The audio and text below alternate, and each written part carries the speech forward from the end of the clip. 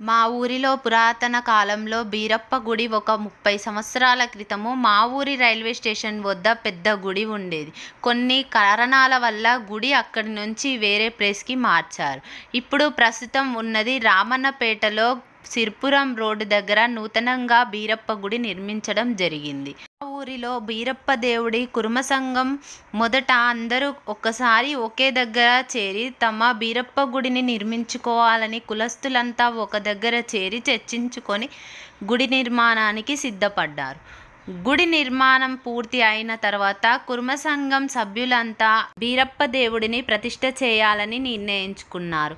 ఆ నిర్ణయంలో భాగంగా అనేక చర్చలు జరిగాయి. కులస్తులంతా ఒక దగ్గర చేరి బీరప్ప పండుగ అంటే చిన్నగా మామూలుగా జరగదు. బీరప్ప పండుగ అంటే ప్రతి ఇంటికి సుమారు 3 నుంచి 4 లక్షల ఖర్చు వస్తుంది. ఇంటి పెద్ద ఆడపడుచు నుండి ఇప్పుడు పుట్టిన బిడ్డ వరకు బియ్యాలు ఒడిబియ్యాలు పోసుకొని బోనాలు చేసుకొని ఇంటింటికి 1 లేదా 2 చొప్పున యాటలు కోసుకొని పెద్దగా నిర్వహించుకుంటారు. ప్రతి ఇంటికి పందిర్లే. ప్రతి ఇంట్లో బీరప్ప దేవుడే కాకుండా కుల దేవుడు అని ఒక దేవుడు ఉంటాడు కదా. ప్రతి ఇంట్లో ఆ కులదేవుడికి పండుగ చేసుకుంటారు.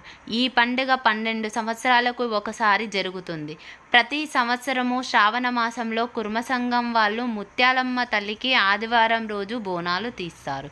సోమవారం రోజు బీరప్ప దేవుడికి కులస్తులంతా కలిసి బోనాలు తీస్తారు. బీరప్ప దేవుడికి మినిమం 150 బోనాలు వెళ్తాయి.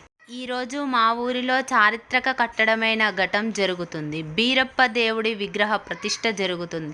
ఈ పవిత్ర ఘటం వెనుక ఉన్న అద్భుత విశ్వాసాన్ని మనతో పంచుకుంటున్నాను. బీరప్ప స్వామి అనగానే గ్రామ దేవతగా పూజించే ఓ శక్తివంతమైన రూపము. బీరప్ప స్వామి పశురక్షణల దేవుడిగా, భయపడే వారికి ఆశ్రయంగా భావిస్తారు. తెలంగాణ, కర్ణాటకలో బీరప్పను చాలా గౌరవంగా పూజిస్తారు. విగ్రహ ప్రతిష్ఠ అనేది కేవలము ఒక ప్రతిమను నిలబెట్టడం కాదు, దైవశక్తిని ఆహ్వానించే శాస్త్రోక్త ప్రక్రియ. ఈ సమయంలో హోమాలు, మంత్రార్చనలు, పల్లకి ఊరేగింపులు జరుగుతాయి. భక్తుల విశ్వాసంతో దేవుడి ఆత్మరూపంగా ఆ విగ్రహంలో ప్రత్యక్షమవుతాడని నమ్మకము.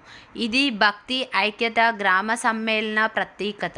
ప్రతి మనిషి ఒక్కటిగా దేవుడు ఆశీస్సులు పొందేందుకు ముందుకు వస్తారు. మా ఊరిలో బీరప్ప స్వామి, కామరతీదేవి, అక్కమహంకాళి, బుగ్గపోచమ్మ కళ్యాణ మహోత్సవాలు 9 తారీఖు నుండి 15 తారీఖు వరకు.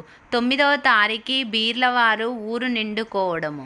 10వ తారీఖు శనివారం 4 గంటలకు గంగని జల్దికి తీయడము. 11వ తేదీ పుట్టకమ్మడము, బీరప్ప స్వామి ఒగ్గు కథ. 12వ తారీఖు బీరప్ప స్వామి కళ్యాణ మహోత్సవము. 13వ తారీఖు కంసుని కథ.